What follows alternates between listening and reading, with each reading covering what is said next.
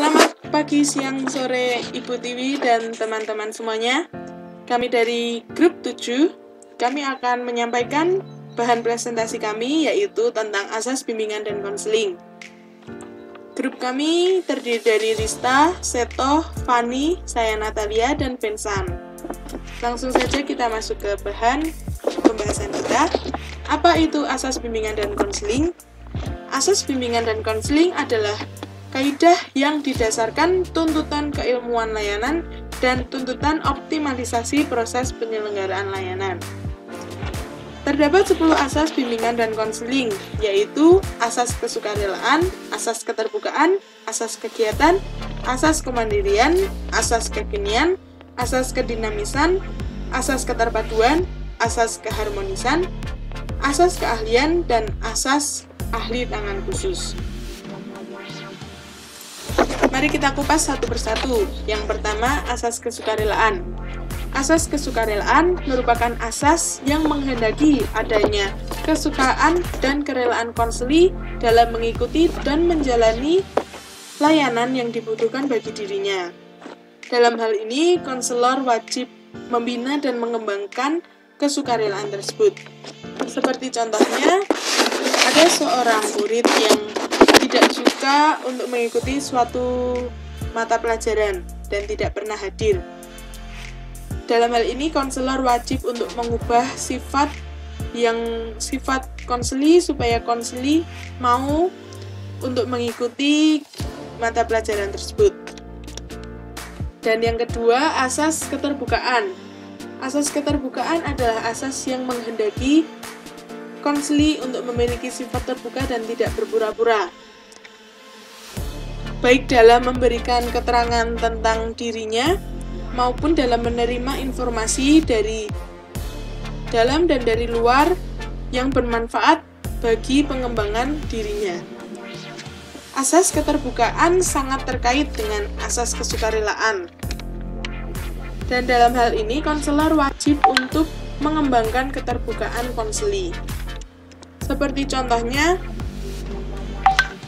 ada seorang konseli yang memiliki sifat tertutup, dan sebagai konselor, kita ingin untuk konseli merasa terbuka dan tidak berpura-pura. Dan dalam hal ini, akan lebih baik jika konselor perlu terlebih dahulu untuk bersikap terbuka, sehingga konseli dapat berkata dengan nyaman dan berkata jujur dalam menyampaikan masalahnya.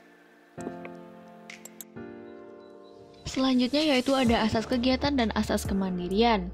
Asas kegiatan yaitu asas BK yang menghendaki agar peserta didik yang menjadi sasaran layanan berpartisipasi secara aktif di dalam penyelenggaraan layanan atau kegiatan BK.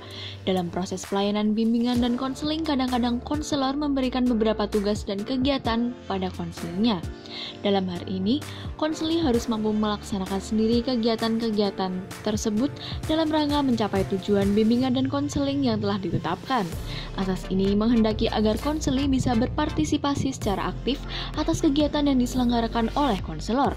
Di pihak lain, konselor harus berusaha atau mendorong agar konseli mampu melaksanakan kegiatan yang telah ditetapkan tersebut. Asas ini merujuk pada pola konseling multidimensional yang tidak hanya mengandalkan transaksi verbal antara klien dan konselor.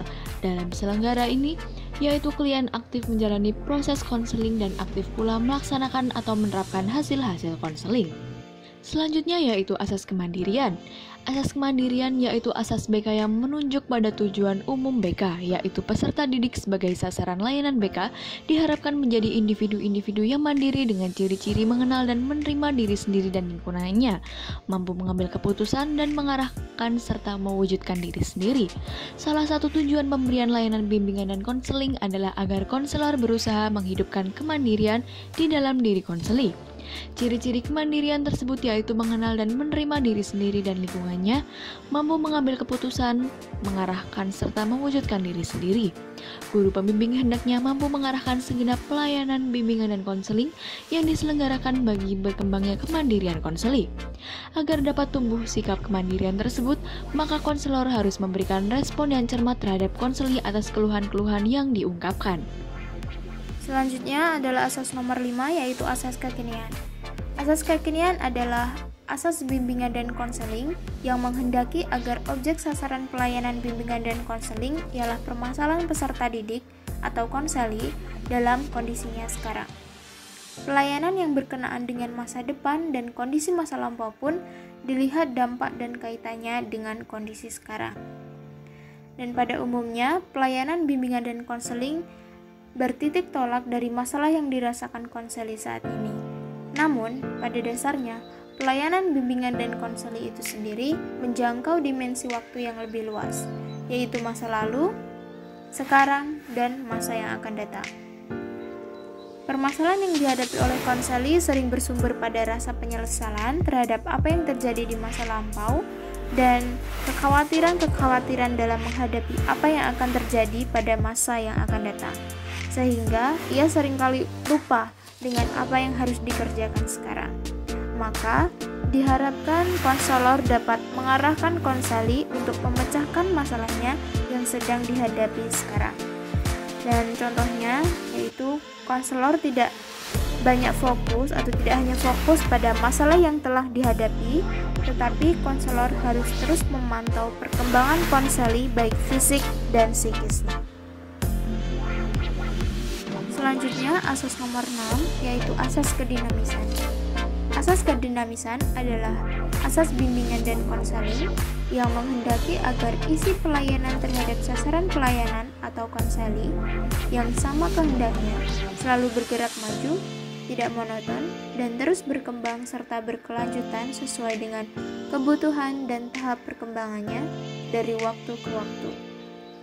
Dan keberhasilan usaha pelayanan bimbingan dan konseling ditandai dengan terjadinya perubahan sikap dan tingkah laku konseli ke arah yang lebih baik. Untuk mewujudkan terjadinya perubahan sikap dan tingkah laku yang semakin baik tersebut, dan itu membutuhkan proses dan waktu tertentu sesuai dengan kedalaman dan juga kerumitan masalah yang dihadapi oleh konseli. Konselor dan pihak-pihak lain, yaitu teman, keluarga, dan orang-orang terdekat, juga diminta untuk memberikan kerjasama sepenuhnya agar pelayanan bimbingan dan konseling yang diberikan dapat cepat menimbulkan perubahan dalam sikap dan tingkah laku konseli. Dan sebagai contoh, seorang konselor harus mampu mengikuti pergerakan zaman agar konselor dapat menyelesaikan suatu permasalahan yang ada pada seorang konseli yang semakin kompleks. Misalnya, keluarga broken home dan juga pergaulan bebas di kalangan remaja. Yang berikutnya adalah asas keterpaduan, yaitu asas bimbingan dan konseling yang menghendaki agar berbagai pelayanan dan kegiatan bimbingan dan konseling, baik yang dilakukan oleh guru pembimbing maupun pihak lain, saling menunjang, harmonis, dan terpadu. Untuk ini, kerjasama antara guru pembimbing dan pihak-pihak yang berperan dalam penyelenggaraan pelayanan bimbingan dan konseling perlu terus dikembangkan. Koordinasi segenap pelayan atau kegiatan bimbingan dan konseling itu harus dilaksanakan dengan sebaik-baiknya. Kemudian ada asas keharmonisan, yaitu asas bimbingan dan konseling yang menghendaki agar segenap pelayanan dan kegiatan bimbingan dan konseling didasarkan pada dan tidak boleh bertentangan dengan nilai dan norma yang ada, yaitu nilai dan norma agama, hukum, dan peraturan adat istiadat, ilmu pengetahuan, dan kebiasaan yang berlaku. Bukanlah pelayanan atau kegiatan bimbingan dan konseling yang dapat dipertanggungjawabkan apabila isi dan pelaksanaannya tidak berdasarkan nilai dan norma yang dimaksudkan itu. Lebih jauh, pelayanan dan kegiatan bimbingan dan konseling justru harus dapat meningkatkan kemampuan konseli untuk memahami, menghayati, mengamalkan nilai dan norma tersebut. Poin berikutnya adalah asas keahlian dan asas alih tangan kasus. Asas keahlian adalah pelayanan dan kegiatan bimbingan konseling yang diselenggarakan atas dasar kaidah profesional. Artinya, orang yang menangani kasus harus ahli dalam bidang ini, yang ditunjukkan dalam bentuk jenis pelayanan dan penegakan kode etik. Jika diumpamakan, tidak mungkin untuk orang yang tidak bisa masak bekerja sebagai koki. sama halnya dengan bimbingan konseling. Bimbingan konseling harus ditangani oleh tenaga yang ahli atau orang yang diberi pendidikan dan dilatih secara khusus menjadi karena mereka lah yang tahu pelayanan apa yang dibutuhkan dan kode etik apa yang diterapkan dalam bimbingan konseling. Dan poin yang terakhir adalah asas alih tangani kasus. Asas ini adalah pihak yang tidak mampu menyelenggarakan pelayanan dan kegiatan bimbingan konseling secara tepat untuk mengalihtangankan kepada pihak yang lebih ahli.